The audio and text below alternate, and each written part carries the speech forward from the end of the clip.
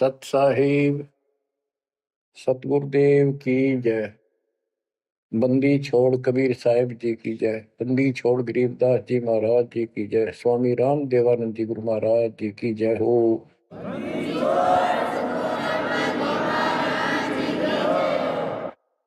सर्व संतों की जय, सर्व भक्तों की जय, धर्मी पुरुषों की जय।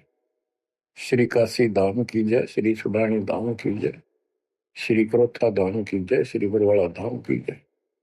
सत साहिब जय जय सतगुरु मेरे की जय जय सतगुरु मेरे की। सदा साहेबी सुख से बसियो अमरपुरी के डेरे की। जय जय सतगुरु मेरे की जय जय सतगुरु मेरे की। सदा साहेबी सुख से बसियो सत्यलोक के डेरे की।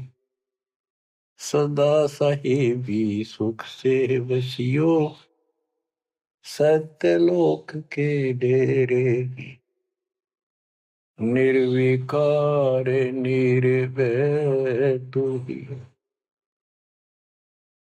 और सकल बेमान। जी साधो और सकल बेमान।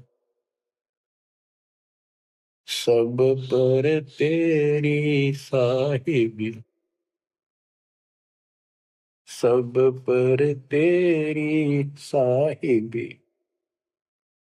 तुझ पर साहिब ना निर्विकार निर्भय। बच्चों, परमपिता परमात्मा कबीर जी की असीम रजा से आज आप अपने घर की जानकारी प्राप्त कर पाए हो। ये सामान्य बात नहीं है जो दास आपको बता रहा है, क्योंकि आपने कभी सुनी नहीं थी। ये बातें कहीं स्वप्न भी नहीं था कि ऐसा भी कुछ है। जब तक इस गंदे लोक में हम जिसको सुख मान रहे हैं, हम आखिरी दुख मानते हैं मृत्यु को, या फिर उस रोग को जो जानलेवा है। बस उसके बाद कितना कष्ट आ जाओ हम उसको दुख नहीं मानते, क्योंकि हम अभ्यस्त हो गए। इस कष्ट को झेलन की आदत बन गई। टांग कट जा, हाथ कट जा, टूट जा, फिर भी हम जीने की आशा करते। और बात भी सही है, वे क्यों तो जन्म हुआ था, फिर मृत्यु क्यों हो रही है। हम और सब कष्ट को स्वीकार करने के तैयार हैं, लेकिन मौत अच्छी ना लगती। हाँ, मौत को जब सरेंडर करते मौत के लिए, जब कति महादुखी हो जा, शरीर कति नष्ट हो न हो, कंडम हो जा, उठा जाना बैठा जा, सांस भी साबित ना हो।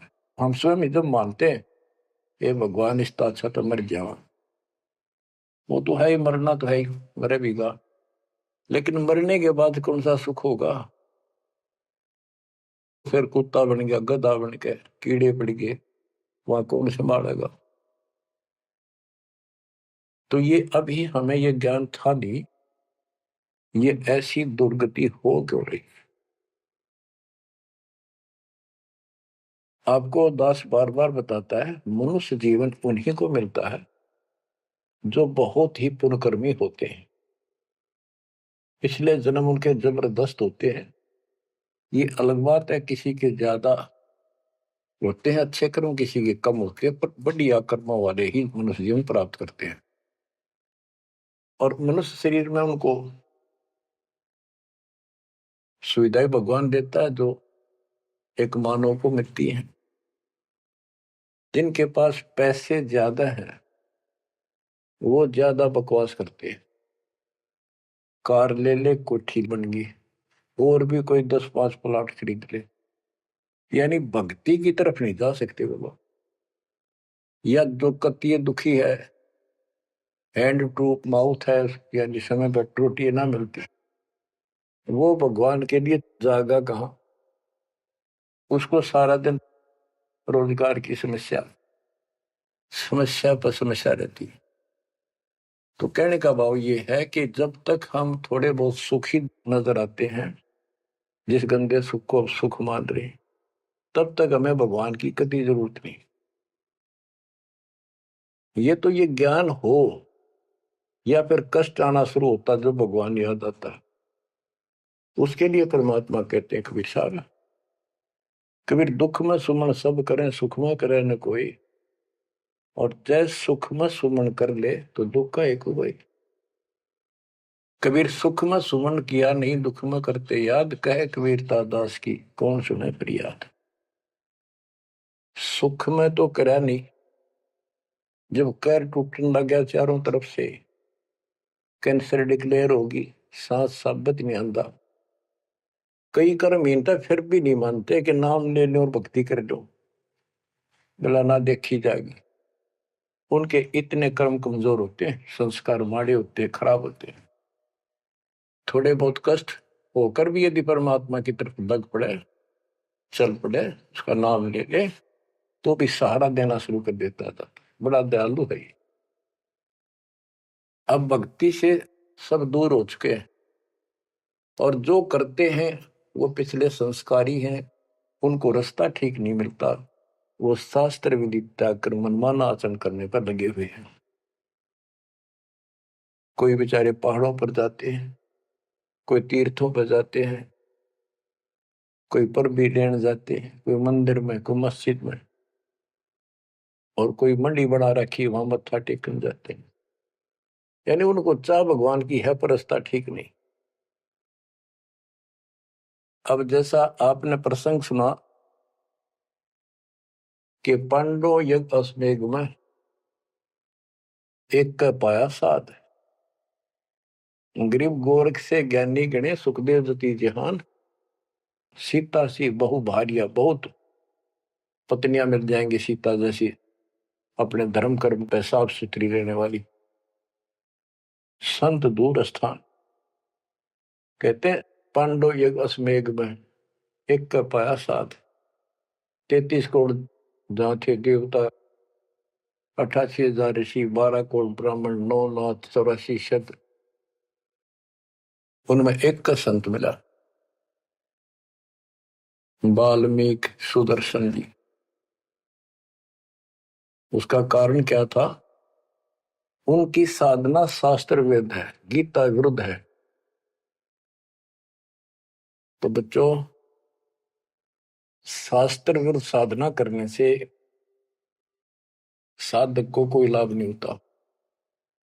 गीता अध्याय 16 श्लोक 23 में स्पष्ट किया है कि जो शास्त्र विधि को त्याग कर अपनी इच्छा से मनमाना आचरण करते हैं, लोक वेद के आधार से साधना करते हैं, उनको न तो सुख होगा और न उनकी गति होगी, यानी मोक्ष, और न ही उनका कोई कार्य सिद्ध होगा, सिद्धि प्राप्त होगी। इन तीन वस्तुओं के लिए, तीन पदार्थ के लिए हम भक्ति करते हैं। घर में सुख हो, शरीर में सुख हो, कार्य सिद्ध हो, ऐसी भक्ति करें कि जिसे सिद्धि प्राप्त हो, जिसके सहारे हम ऊपर जावें। जैसे सुखदेव के पास एक आकाश में उड़ जाने की सिद्धि थी, और हमारे परमात्मा कहते हैं जो हम भक्ति दे रहे हैं इसमें 24 सिद्धि आ जाएंगे। इन 24 की 24 को भी कहीं यूज नहीं करना, उसका प्रयोग नहीं करना। ये उनमें एक सिद्धि आकाश से उड़ जाने की भी होगी। एक सिद्धि आकाश से उड़ जाई, एक सिद्धि जल पैर न लाई, एक सिद्धि कुछ खावे न पीवे, एक सिद्धि जो बहुत जीवे। ये कई कई दिन नहीं खाते पीते तो वो एक सिद्धि होती है। गरीबदास जी कहते 24 को ना मन चावे, सो हंसा सतलोक सदावे। तो कहने का भाव ये है कि ये सब शास्त्र विरुद्ध साधना करने वाले हैं, और अमीन ने जबरदस्त महात्मा मानना थे। ये ऊपर का दिखावा ऐसा गजब का करते हैं, सामान्य व्यक्ति को क्या पता। आपको भी पता नहीं था इस ज्ञान के सुनने से पहले, ये साधु हमने भगवान दिखाई देते और माथा टेका थे, इन्हें प्रणाम किया करते, इनको खूब दान भी देते थे। ये पता चला ये तो जड़े डोहा थे। गरीब डिम्ब करे डूंगर चढ़े, अंतर जीनी जूल, जग जाने ये बंदगी करे, ये बो वसूल वजूल। ऊंचे से स्थान पर बैठते हैं ताकि दूर तो दिखे कि महात्मा तपस्या कर रहे हैं, या पहाड़ों पर चले जाते हैं क्यों लोग भी भटक रहे हैं भगवान के लिए। साधु मिल जाए, कोई आशीर्वाद दे दे, घर में बरकत हो जाए, नो हो जाए, नो हो जाए, तो आशीर्वाद लेने जाया करते और वो जंगलों में साधुओं ने ढूंढा करते। तो वो छोटा मोटा आशीर्वाद दे भी देंगे, थोड़ी बहुत राहत मिल भी गई तो मोक्ष तैनो का नो रह गया। गरीब डंब करे डूंगर चढ़े, अंतर जीवनी झूल, जग जाने बंदगी करे, भक्ति करे, ये वो असूल वो। बच्चों, आपको बताया है जो दास एक भी शब्द बोलता है ये अपनी तरफ से नहीं, ये गॉड गिवन है। और परमात्मा ने किसको दिया? अपनी प्यारी आत्मा संत गरीबदास जी को दिया। उनके द्वारा अमर ज्ञान लिखवाया गया है, वो आपको सुना रहा है दास। रग यजु है श्याम अथर्व, ये चारों वेद चतुभंगी रे, सूक्ष्म वेद बाचे साहिब का, सोहंसा सतसंगी रे। जो परमात्मा का सूक्ष्म वेद पढ़ता है वो सत्संगी है। चारों वेद ऋग यजु साम अथर्व, ये चारों भ्रमित ज्ञान युक्त है, इनसे जीव को कोई लाभ नहीं होना, मोक्ष नहीं हो सकता। तो दास आपको ये सूक्ष्म वेद सुना रहा है। अब कुछ वाणी सुनाऊंगा। ये माया का ग्रंथ है। एक बाल्मीकि नीचे कुल साधु, जिन संख पंचायन पूरे न दू। एक बाल्मीकि जाति का, जिसको तुम नीचे कुल को मानते थे, वो था साधु जिसने वो पंचायन शंख बजा दिया। और गिनो माया के पुता, ब्रह्म जोगनी सब ही टूटा। ये बाकी ये माया के पुजारी, इनके पास यथार्थ भक्ति नहीं थी। चंद सूर के तिक साई, जिनके आगे ये बड़े गदाई, नूरी दीपक धरे चिरागा, काल करमजन को उठ लग गया। नूरी अंग विनस है भाई, माटी के किस गिनती भाई। कि ये ब्रह्मा विष्णु महेश्वर का नूरी शरीर है, हल्का सा नूर का। इन देवताओं का नूरी शरीर है, ये नकली नूर है, असली नूरी शरीर सतलोक में है। काल ने दुर्गा के माध्यम से यहाँ उस सतलोक वाली सारी डुप्लीकेट वस्तु बनवा रखी है। कति नो क्यों न मिलते जुलते स्त्री पुरुष ऐसे ही है, लेकिन वहां ओरिजिनल शरीर है, बिल्कुल अविनाशी शरीर है। यहाँ कहते ब्रह्मा विष्णु महेश के नूरी शरीर है। ये नूरी अंग विनसय है भाई, माटी के किस गिनती भाई। जब ये ब्रह्मा विष्णु महेश जैसे मरेंगे तो ये मिट्टी के जो हमारे हैं, तुम्हारे मनुष्य के, ये कौन से खाते में है कि तुम ना मरोगे। और फिर क्या कहते हैं? ऐसे भरम ना भूलो लोई, इनकी ओट न उभरे कोई। जिनकी देवताओं की, ब्रह्मा विष्णु महेश की, देवी की, काल की तुम आड़ ले रहे हो, शरण लिए बैठे हो, ऐसे भ्रम ना भूलो लोई, इनकी ओट न उभरे कोई। कोई पार नहीं हो सकता, किसी का कल्याण नहीं हो सकता। यही 84 लाख योगियों पर कष्ट उठाते रहोगे। अब क्या कहते हैं? या तो 56 कोटि सहारे, और करी ठगोरी छन मारे। 5 तत्व त्रिगुण की पूर्णी, आवे ब्रह्मा विष्णु महेश्वर। ये ब्रह्मा विष्णु महेश भी जन्म मरण के अंदर आवेंगे। बच्चों, यदि आपको पहले तैयार ना कर रखा होता ना सारे प्रमाण देके, तो आप कतई नहीं सुनते। अगले दिन आप कतई कान का नहीं लाते यूट्यूब के चैनल को, जो कहो झूठ बोल रहा है। और आज आपके घीसा गल है कि गजब अजब कतई साची सारी। और ये 300 वर्ष पहले संत गरीबदास ने लिखे कदर गए थे। उन्होंने प्रचार नहीं किया, उनको पता था कि इस ग्रंथ ना और पाट देंगे जय ईब गणा प्रचार कर दिया था। आग ला देते इसका पहले जो इतना गहराई से कोई बतानिया होता था।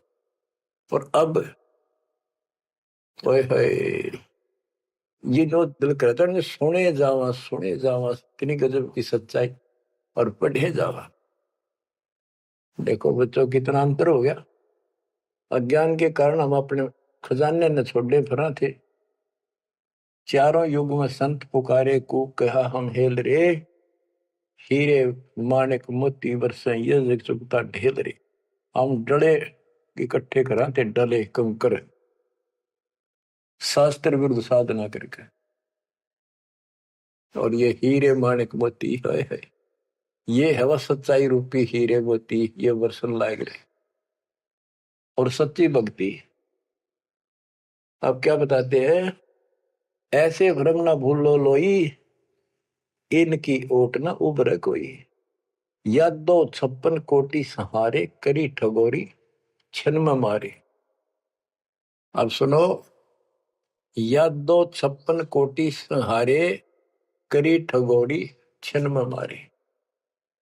5 तत्व त्रिगुण की पुनी, आए ब्रह्मा विष्णु महेश्वर जूनी। देखो काल का जाल कितना भयंकर है। गरीब दुर्वासा को पेता समझन आई नीचे, 56 करोड़िया दो कटे, मची रुद्र की कीचे। गरीबदास जी कहते दुर्वासा तपस्या कर कर परमाणु बम बन गया, सिद्धियां भर गई, वचन की शक्ति आ गई। यादों के अंदर एक अभिमान हो गया था कि हमारे साथ श्री कृष्ण जी हैं। इसने चाणूर मार दिया, कंस मार दिया, जरासिंह मार दिया, कल्यवन मार दिया और केसी मार दिया। तो इस प्रकार ये नो सोच बैठे थे कृष्ण तो ऊपर कोई नहीं और थारा कोई कुछ नहीं बिगाड़ सकता। जब उनको ये पता चला यादों को, दुर्वासा जी श्री कृष्ण जी के आध्यात्मिक गुरु भी थे और वो द्वारका की बनी में बैठ के जाके, बनी होती है गांव के चारों तरफ, शहर के चारों तरफ पर जंगल होता था, अच्छे सुंदर वृक्ष होते थे, बहुत बड़े बड़े पीपल वृक्ष नीम, सब गांव के चारों तरफ। इतने पहले समझदार व्यक्ति होते थे और चारों तरफ गांव के नीम, पीपल और बड़, तीन तो हमने देखे खूब चारों तरफ होते थे। उनसे ऑक्सीजन गांव में जाती थी, किधर की हवा चलो सारी ऑक्सीजन जाती थी। तो उसका एरिया कम से कम आधा किलोमीटर का होता और पूरे गांव के चारों तरफ होती थी। उसको बनी बोलते थे। उसमें छोटे मोटे बोझले भी होते थे जिनकी आटमत फ्रेश हो जाया करते थे लोग, साथ में तालाब होते थे। तो क्या बताते हैं कि बनी में बैठ गया दुर्वासा जी आके और द्वारका के अंदर ये बात फैल गई कि दुर्वासा जी बड़े पहुंचे हुए संत ऋषि हैं, भूत भविष्य वर्तमान की तीनों काल की जानते हैं। तो जवान जवान बच्चे थे जिसमें श्री कृष्ण का पुत्र प्रद्युम्न भी था। उनके मन में यह आई भाई दुर्वासा की परीक्षा लेते हैं, देखते हैं कैसा भूत भविष्य की जानता है। उन्होंने स्कीम बनाई, एक लड़के का पेट पे लोहे की कढ़ाई बांध दी छोटी सी और गुजरियां वाले लड़कियां वाले कपड़े पड़ा दिए, मुंह पर घूंघट डाल लिया करते पहले, पूरा स्वांग कर दिया लड़की का, ले गए गर्भवती लड़की का। 5-7 और थे बच्चे, बच्चे तो क्या थे, अच्छे शादी हो रही थी उसकी प्रद्युम्न की भी। तो वहां बच्चे भी हो रहा था उसके अनिरुद्ध जैसे। दुर्वासा जी से जाकर उन्होंने कहा, हे महाराज, आप तीनों काल की जानते हो, त्रिकालदर्शी हो। ये व्यक्ति है, ये इसकी पत्नी है। इनके 10-12 वर्ष में भगवान ने दया करी है, इसका आश्रय ही है। और ये उतावले हो रहे हैं, ये पूछ लो भाई बेटा होगा कि बेटी। दुर्वासा ने देखा दिव्य दृष्टि था, गुस्सा में होगा, लाला कर ली, अब ये तो मजाक कर दिया। तो गुस्से में आगे कहने लगा, यह दो कुल का नाश होगा इससे, जो गर्भ है इससे। इस बात से जब गुस्सा हुआ तो भाग गए बच्चे। सारी नगरी में बात फैल गई कि बच्चों ने मजाक कर दिया और दुर्वासा ने श्राप दे दिया या दो कुल का नाश होने का। तो उनको पता था, नगरी वालों को, श्री कृष्ण जी हमारे सिर पर कौन क्या बिगाड़ सकता है। फिर भी दुर्वासा का डर भी घना था, इसलिए श्री कृष्ण जी के पास गए और सारी बात बताई कि भगवान, बच्चा ने मजाक कर दिया, गलती तो है इनकी, और दुर्वासा जी ने श्राप दे दिया, समाधान बताओ। कृष्ण जी बोले, भाई दुर्वासा से माफी मांगो जाकर, इन बच्चा ने भी ले जाओ, उनके चरणों में डालो। ऐसा ही किया गया। दुर्वासा बोला, मेरा वचन मुख से निकल गया, वापस नहीं होता, ये नहीं ले सकता मैं, जाओ। वो आगे, अब सुनते रहियो, इस एक कथा से कितनी बात निकलेंगी, जहां हमारा भूल ला रखी थी इन्होंने। कृष्ण जी के पास आए, बहुत ज्यादा दुख हो गया, सारी नगरी में उस दिन भोजन नहीं बना, इतने दुखी हो गए। श्री कृष्ण जी के पास फिर गए जी, उन्होंने कहा है कि अब मैं कुछ नहीं कर सकता, मेरे मुख से निकल गया सो निकल गया। श्री कृष्ण जी बोले, कैसा करो, ये जो कपड़े बांध रखे थे ना, गाबा ऊपर, कढ़ाई के ऊपर रुई राई थी, और फिर नीचे कढ़ाई थी, कढ़ाई न तो घिसा के कति चूरा कर दो उसको, इन कपड़ों को फूक के और वहां डालो प्रभास क्षेत्र में, दूर यमुना के किनारे। तो उन्होंने सब ने जाकर वो कपड़े, उस लड़की का रूप बना था, वो फूक फाक दिए, दरिया में बहा दिए, और वो कढ़ाई के सान ला के नंबर ला दिए उनके। सारा दिन लगे रहे, पत्थर पे घिसाएंगे, वो चूरा वहीं पडारा किनारे बजाता रहा। एक कड़ा किसी को दे दिया, भैया तेरी ड्यूटी कई दिन में घिसा, कड़े जो पकड़न के होते हैं ना कढ़ाई के, वो और तो घिसा दिया। वो एक कड़ा उस आलसी पर घिसा को नहीं, थोड़ा बहुत घिसा, वो बहुत सारा रह गया, उसने लोगों ने फेंक दिया। तो सबको ये हो गया, बस समाधान बता दिया श्री कृष्ण जी ने, अब कुछ होने का नहीं, सब निश्चिंत हो गया। कुछ वर्षों के बाद आपस में जरा जरा सी बातों पर, आपस में यादों का, आपस में लड़ाई होने लगी। कोई जरा सी कहते लट्ठम लट्ठा मार दे एक दूसरे ने, हाहाकार मच गया नगरी में, अकाल मौत होने लगी, पशुधन नष्ट होने लगे। तो नगरी के व्यक्ति फिर गए श्री कृष्ण जी के पास कि हे भगवान, ऐसा कौन सा पाप उगड़ गया इस नगरी का, किसी ने किसी की बातें नहीं सुहाती, जरा सा बोलते हैं लट्ठम लट्ठा हो जाए, मार डाले, अकाल मृत्यु होने लग रही है। कुछ दया करो, रक्षा करो, कारण बताओ, कुछ समाधान बताओ, हमको धर्म पुण्य कहो, वो कर देंगे। श्री कृष्ण जी बोला, भाई जो दुर्वासा ने श्राप दिया है ना, अब वो फल गया, उसके कारण ये सब कष्ट आ रहे। तो नगरी के लोग बोले, जी कोई समाधान बताओ, आप तो मालिक हो, सारी सृष्टि के रचने वाले हो, आप तो सब कुछ कर सकते हो। कृष्ण जी बोले, ऐसा करो, सारे नर यादव, छोटे छोटे बच्चे, नवजात लड़का भी हो ना, नर, ओनली मेल, सबको ले जाओ प्रभास क्षेत्र में, यमुना में स्नान करो, स्नान करने से तुम्हारा ये दुर्वासा वाला श्राप खत्म हो जाएगा। तो सब ने वह बात माननी थी, क्योंकि गुरु थे वो और भगवान मान रखे थे। सब नवजात शिशु उस दिन भी जन्म हुआ था उस लड़के को मिलेगी, और वहां जाके स्नान करने लग गए। नगरी में कवा सुनी सबकी हो रही थी, आंख बड़ा थी एक दूसरे की।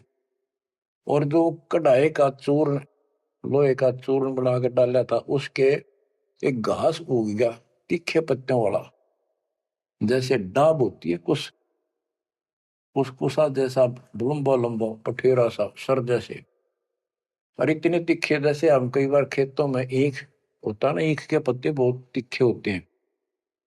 जरा सी सावधानी ना बरते तो हाथ में काट देते, वो उंगली में पूरा निशान बना देते थे। और वो तो फिर दुर्वासा के श्राप के थे। वहां पर उस सरकंडन पाड़े सर ने, और एक दूसरे को मारो, वो तलवार का काम करे, गर्दन कटके नारी पड़ जाए। वो 56 करोड़ यादव आपस में कटके मर गए, थोड़े बहुत बचे। फिर कृष्ण जी को पता चला जी सारे कटके मर गए, आप तो को तो शराब खत्म हो जाएगा, ये सारा कुल नष्ट हो गया। वहां तो विष्णु पुराण में लिखा है, श्री कृष्ण जी गए और उन मूसल पाड़ के हुए, उसने भी रहे खे यादव खुद मार दिए, काट दिए सबको, अकेला बच गया। और फिर जाके एक पेड़ के नीचे बैठ गया। अब वो श्री कृष्ण ने नहीं मारे, उसमें काल बढ़ के मारे। जिसकी पूजा करें, जिसका पुत्र था, उससे का नाश कर दिया। फिर क्या बताते हैं, जो बाली मारा था श्री रामचंद्र जी ने एक वृक्ष की ओट लेकर, बाली को मार के सुग्रीव को राज दिया। सुग्रीव ने फिर रामचंद्र जी की हेल्प करी लंका पर युद्ध करने के लिए। वो बाली उसने मारा था धोखा करके, आमने सामने श्री रामचंद्र जी लड़ नहीं सका, उसमें इतनी ताकत थी, 50% पावर खींच लेता था बाली। इसलिए वृक्ष की ओट लेकर सुग्रीव ने बता दिया उसके भाई ने, वृक्ष की ओट लेकर मार सकते हो, वैसे नहीं सामने ना आना। वृक्ष की ओट लेकर थोड़ा सा मुंह काटा, तीर ठोक दे। जब 7-8 तीर मारे, जब वो मरा था।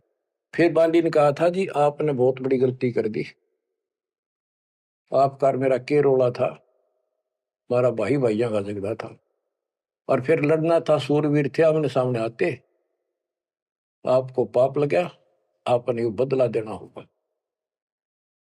तो रामचंद्र जी ने बताते हैं, कहा कि मैं तेरा बदला दूंगा। श्री कृष्ण रूप में श्री राम जन्मे, और वो ये बाली एक बालिया नाम का शिकारी बना। अब क्या था, वो जो एक कड़ा बच्चा था, पूरा घिसा नहीं, वो एक मछली ने खा लिया, कोई खाद्य पदार्थ समझ के, वस्तु समझ के, और वह मछली पकड़ ली उसने, उस शिकारी ने, बालिए ने। उसने जब वह काटी मछली, तो उसमें तो चमकीली धातु निकली। वो ले गया सुनार के पास, उसने सोची कोई चांदी दिखा है। सुनार बोला है लोहा बहुत गजब का है, चांदी नहीं है। लोहार के पास ले गया, लोहार से कहा कि इसका यू तीर बना दे मेरा, जहर में बुझा के, तो इसको विशेष रखूंगा, अलग से कोई भयंकर जानवर आ गया, शेर शार, तो उसको मार दूंगा अपने जीवन रक्षा के लिए। तो उसने वो तीर बनवा लिया उस कड़े का, जहर में बुझवा कर, पॉइजन युक्त करवा लिया। वो बालिया नाम का शिकारी सारे दिन से भटक रहा था, उसको शिकार नहीं मिला। और श्री कृष्ण जी वृक्ष के नीचे लेटे हुए थे, और उसने अपने एक घुटने पर दूसरा पैर रखा था, तलवार सामने दिखाई देता, उसमें पद्म था, और पद्म चमक रहा था खूब, उसकी रोशनी होती है पद्म की, जैसे 100 वाट का बल्ब हो। अब शिकारी ने देखा उस दुर्मट टहनी नीचे तक टिकी हुई थी वृक्ष की, अच्छी खासी वह बढ़िया सी छाया थी, आराम से वो लेटा हुआ था गर्मी से बचाव के लिए। तो उसने दूर से देखा कि ये मृग बैठा है, हिरण की आंख चमका है, इधर से जाऊंगा तो ये भाग जाएगा, सारा दिन का कोई शिकार मिला नहीं है, खाली जाऊंगा तो फिर खाऊंगा क्या। उसने वहीं से वो विषाक्त तीर मार दिया, पॉइजन युक्त, जहर से बुझा हुआ तीर चला दिया, तो पैर में लग गया आके सीधा उस निशाने पे, पदम के पास। कृष्ण जी पीड़ा के कारण कर रहा है, मर गया रे, मार दिया रे। किसने मार दिया? तो वो शिकारी घबरा गए तो आदमी मर गया। जल्दी जल्दी चल कर देखा तो ये तो कृष्ण जी है, द्वारकाधीश, सिर पर मुकुट है। तो उसने हाथ जोड़ कर माफी मांगी, हे राजन, मेरे से धोखा हो गया, और मैंने सोचा कि आपके पैर में कोई चमकीला वस्तु लगी है, पदार्थ। मैंने सोचा ये मर्ग की आंख से, और यूं तो जहर से बुझा हुआ तीर था। मालिक, बच्चों को भी माफ कर दो। श्री कृष्ण बोले, भाई कोई बात नहीं, यूं तेरा मैंने बदला दे दिया, तेरा दोष नहीं है, ये होना ऐसे ही था, पूर्व निर्धारित था। तो बालिया बोला, हे भगवान, आप राजा और मैं एक निर्धन व्यक्ति, जंगल में भटकने वाला, आपका और मेरा के हिसाब किताब, क्या बदला हो सकता है? तब श्री कृष्ण जी कहते, भाई तू बाली था, बड़ा बलवान था, सुग्रीव का भाई था, और मैं रामचंद्र रूप में अपनी पत्नी की खोज में भटक रहा था, और तेने अपने भाई को दुखी कर रखा था। उसने मेरे से वायदा किया, सुग्रीव ने, तेरी मदद कर दूंगा, मेरे भाई तो मेरा राज दिला दे। तने सीधे हाथों दिया नहीं तो युद्ध करना पड़ा, वृक्ष की ओट लेकर मैंने तू मारा, वैसे नहीं मार सकता था, वो मेरे से गलती बनी थी, धोखे से मारा तेरे। आज तूने भी मुझे धोखे से मार दिया, मैंने अपना बदला दे दिया, अब तू जा, और हो सके तो पांडवों को बता दे जाके, मेरे रिश्तेदारों को, कि ऐसे ऐसे हो गया, सारा यादव को लड़का मर गया, श्री कृष्ण भी अंतिम सांस गिराए। इतने में कुदरती, सारा खेल काल का, वो कुदरती आगे पांचों पांडव कुशल मंगल पूछने के लिए रिश्तेदारों में आ जाते रहते हैं। पता चला नगरी सारी कटका मरी पड़ी है, इधर उधर खोजा, उस बालिए ने बता दिया, उस पार दिन शिकारी ने बता दिया, आप किसने खोज रहे हो, कौन हो? वो बोले, हम पांडव हैं, श्री कृष्ण के हम रिश्तेदार हैं, और ये तो नाश हो गया, श्री कृष्ण जी भी ना पाया। उसने बता दिया, ऐसे उस वृक्ष के नीचे पड़ा है, वो अपनी ना बताई गलती के, देख उठ दे, नौका कहो तो खिस गया, वो वहां आ गया। तो श्री कृष्ण जी से उन्होंने पूछा, जी क्या कारण हो गया? तक वही ऐसे ऐसे बच्चा ने मजाक कर दिया था, दुर्वासा ने श्राप दे दिया, या तो होनहार थी और होनी थी। अब सुन ले, तुम मेरे खास रिश्तेदार और भगत हो भगवान के, मेरा आपसे बड़ा अच्छा लगाव रहा है, ये मेरी अंत समय की बात सुन लो। तुम इस राज को अपने बच्चे को दे दो, परीक्षित को, और तुम हिमालय में जाकर तप करके शरीर में समाप्त कर दो। तुम्हारे ऊपर महाभारत में किए हुए वो पाप कर्म लगे हुए हैं, तप करने से वो कम हो जाएंगे। अब अर्जुन पे उस समय रुका नहीं गया, क्योंकि गीता बोलते समय उसने कहा था कि तुम्हें कोई पाप नहीं लगेंगे, ये तो मैंने मार रखे, तेरे दोनों हाथों में लाडू अर्जुन, युद्ध में मर गया स्वर्ग जाएगा, जीत गया तो राज करोगे। उस समय अर्जुन बोला, भगवान आप बशत ऐसी परिस्थिति में हो, अब ये बात मैंने बोलनी नहीं चाहिए, लेकिन ये परिस्थिति पहले भी आई थी, जब आपने मेरे भाई युधिष्ठिर को दुखी होते को देख के, हमने जो बताया था कि इसको बड़े भयंकर स्वप्न आ रहे हैं, कष्ट है, सारी रात जागता रहता है, खाता नहीं पीता नहीं, बड़ा कष्ट में है, तो आपने बताया था कि तुम्हारे ऊपर वो पाप है जो तुमने महाभारत में बंधुघात किया था, उसके कारण ये कष्ट आया है। उसका समाधान आपने बताया, अश्वमेघ यज्ञ, वो भी हमने कर दिया, अरबों रुपये लाकर। आज आप वही पाप फिर बता रहे हो। हे भगवान, जब क्या कह रहे थे, जब गीता सुनाओ थे, मैं मना करूं था युद्ध नहीं करूं, मतलब मांग कर खा लेंगे, लेकिन आपने मेरे को टिकट नहीं दिया, ऐसा भयंकर रूप दिखाया, मैं डर गया। मैंने सोच लिया था जो युद्ध ना करूंगा तो यूं मारेगा, एक बार और दिखा दिया ऐसा भयंकर शरीर, मेरा तो वैसे हार्ट अटैक हो जाएगा। इस कारण से मैंने युद्ध करना स्वीकार कर लिया। हे भगवान, आपको हो हिमालय चले जाओ, राज छोड़ जाओ, ये कोई सा भी लाडू हाथ में कोई नहीं, ना युद्ध में मरे और ना राज रहा। ऐसा धोखा आपने कराया क्यों? आप तो हमारे खास थे, रिश्तेदार थे, सारा कुछ हो। तब कृष्ण कहता, भाई मुझे नहीं पता वो क्या हुआ और क्या नहीं हुआ, और मैंने क्या कहा था, अब मुझे कोई याद नहीं, इस स्थिति में नहीं हूं मैं। युधिष्ठिर बोला, अर्जुन इस समय ये बात ना करें, हो लिया जो हमारे भाग में था हो गया। श्री कृष्ण बोला, या कोई नर या दो नहीं बचा है, लेडीज हैं केवल, इनको ले जाओ, इनकी रक्षा करो, अपने साथ ले जाओ वहां पर, या इनको जंगली लोग दुखी करेंगे, इनकी इज्जत लूटेंगे, ले जाना। और मेरे शरीर को फूक के बॉक्स में डाल दियो, बॉक्स में, लकड़ी के में। तो उन्होंने ऐसा किया, फूक के बॉक्स में डाल दिया, उसको दरिया में बहा दियो। तो बच्चों ऐसा ही किया गया। अब चारों पांडव तो आगे, और अर्जुन की ड्यूटी लाए, तुम सब लड़कियों को लेकर, औरतों को, और आ जाना। तो लेकर अपने घोड़े खच्चर उन्होंने बैठा बठू कर चाल पड़े। रास्ते में बिल्ला ने, जंगली लोगों ने उनको घेर लिया, अर्जुन के साथ युद्ध करे, अर्जुन पीटा, अर्जुन पर वो धनुष उठा भी कोई नहीं, जिसने महाभारत के युद्ध में लाखों आदमी मार दिए थे, उठा नहीं, उससे जो खड़ा खड़ा पिटे। वो क्या करा उन दुष्ट लोगों ने, कुछ तो औरतों को ले गए, धन लूट ले गए, और थोड़ी बहुत बची उनको लेकर अर्जुन अपने घर आ गया, वहां इंद्रप्रस्थ आ गया।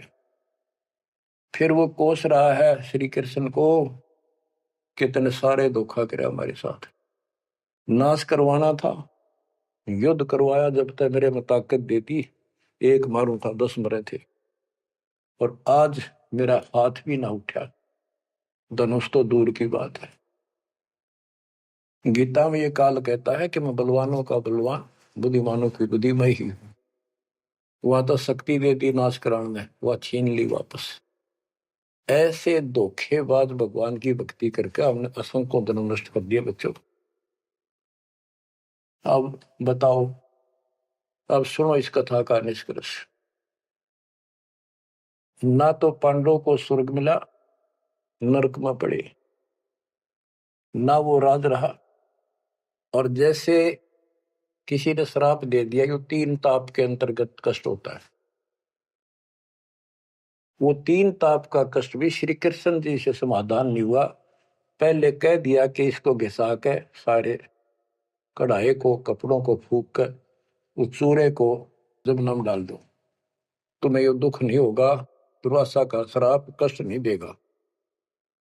वो सारा कर दिया, फिर बोले कि उसमें स्नान कर लो, जमुना में नहाने से सारा श्राप कट जाएगा। वो बेचारे नहा भी लिए, वो श्राप तो कटा कोई ना, वो कट कम रही है। तो ये नकली जितने संत हैं, नो धोखा दे रहे तुम्हारे साथ, वह ऐसा चढ़ा दो, वहां स्नान कराओ, पर भी में नहा लो, कुंभ का मेला बड़ा, पर भी में नहा लो, मुक्ति हो जाएगी, है उस तालाब में नहा लो, तीर्थ में, वहां मुक्त हो जाएगा। ये नो विरान मट्टी करे, कुछ होना जाना नहीं। तुम कौन राम का जपते जापम, ताते कटे ना तीनों तापम।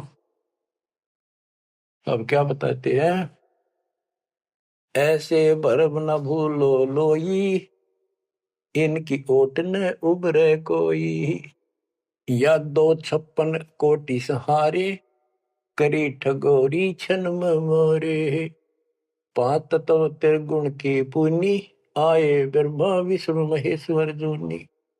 अष्ट सिद्धि नौ निधि मन के पोए, जा पर ब्रह्मा विष्णु महेश्वर रोए। नौ अवतार पार ना पाए, ब्रह्म जोगिनी सब डकाए। कृष्ण विष्णु कन्वा भगवाना, ब्रह्म जोगिनी संग खिलाना। 14 लोक रसातल कूटे, कोई गुरुमुख साधु बिरले छूटे। के कोई गुरुमुख साधु पूर्ण संत का उपदेशी भक्त भगतमती केवल इनका बचाव हुआ। यम किंकर के धाम नरेशा, सर दर्शन के बंधे केसा। विष्णुपुरी लूटी विधि भारी, जा चंदा बदनी कामनी नारी। भोग विलास करे वहां प्राणी, बोर पड़े हैं चारों खानी।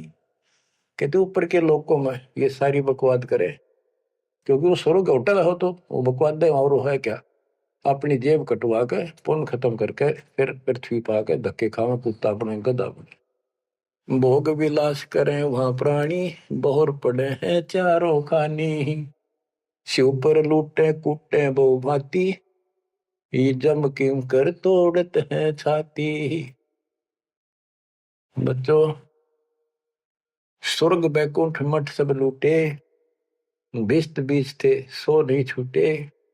ब्रह्मंड 2100 आग लगी है, या कर्तबाजी सब ठगी है। बच्चों, बहुत अच्छी किस्मत आपकी, आपको ये अमर ग्रंथ, अमर ज्ञान और सच कथा सुनने को प्राप्त हो रही है। कुर्बान हो जाओ, इसको हल्के बना लो। मालिक आपको मोक्ष दे, सदा सुखी रखे। सत्साई।